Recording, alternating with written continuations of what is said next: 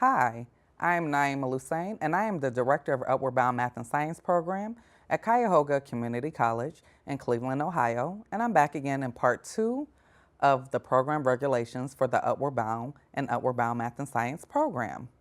In this video, I will be discussing the allowable and the unallowable costs that will assist you in managing and implementing your program and your budget. In this first slide, I will be discussing what are the allowable costs. I am not going to read everything on the slide, but I just want to highlight parts that I think are important. The cost principles that apply to the Upward Bound program are in 2 CFR Part 200 Subpart E. Allowable costs include the following if they are reasonably related to the objectives of the project: in-service training of project staff, rental of space if space is not available at your host institution. C, for participants in the Upward Bound residential summer component, room and board, computed on a weekly basis not to exceed the weekly rate the host institution charges regularly to enrolled students at the institution. Room and board for those persons responsible for dormitory supervision of participants during a residential summer component. At the bottom of this slide, I have provided the actual link that will take you to the federal website to look at these allowable costs in further detail. E, educational pamphlets and similar materials for distribution at workshops for parents and participants. Student activity fees for Upward Bound participants. Admission fees and transportation, Upward Bound t-shirts and other costs necessary to participate in field trips, educational activities, visits to museums, and other events that have as their purpose for intellectual, social, and cultural development of participants. The cost for a project-sponsored banquet or ceremony, tuition costs for post-secondary credit courses at the host institution, for a summer bridge program, and accident insurance to cover any injuries to a project participant participating in a project activity. Courses in English language instruction for projects participants with limited proficiency in English. Transportation costs of participants for regularly scheduled project activities. Transportation, meals, and overnight accommodations for staff members when they are required to accompany participants in project activities or field trips. Purchase, lease, or rental of computer hardware, software, and other equipment, service agreements for such equipment and supplies that support the delivery of service to your participants.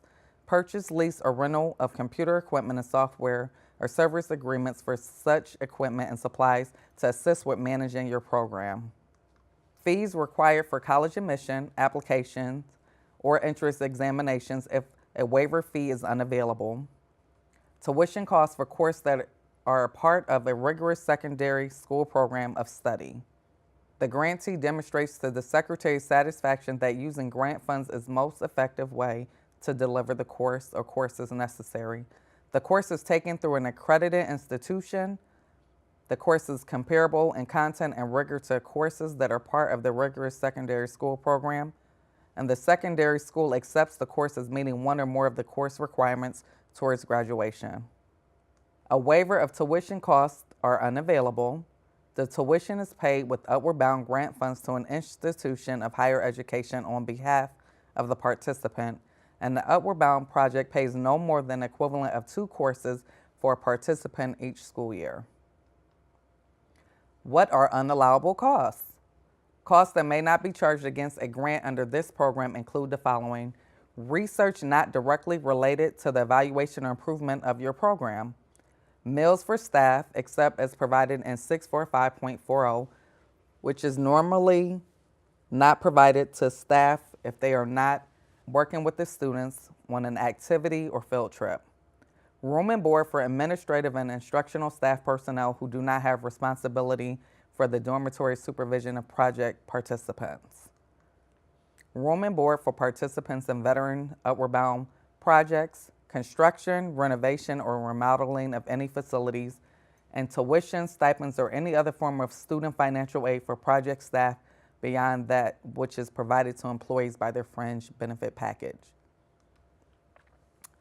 I have recommendations for new directors, as I found it very helpful and beneficial when I started in this position over 2.5 years ago.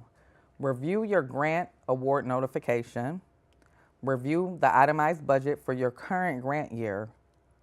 Review your proposal that was submitted for your program to make sure you are operating and are in compliance with the Code of Federal Regulations. Learn your accounting system that is utilized to track your expenditures. Create a spreadsheet with multiple tabs that accounts for every line item so you can keep track of what you are spending. Monthly check to make sure the program is on track to meet the overall objectives so you are prepared for the annual performance report that is normally due in November.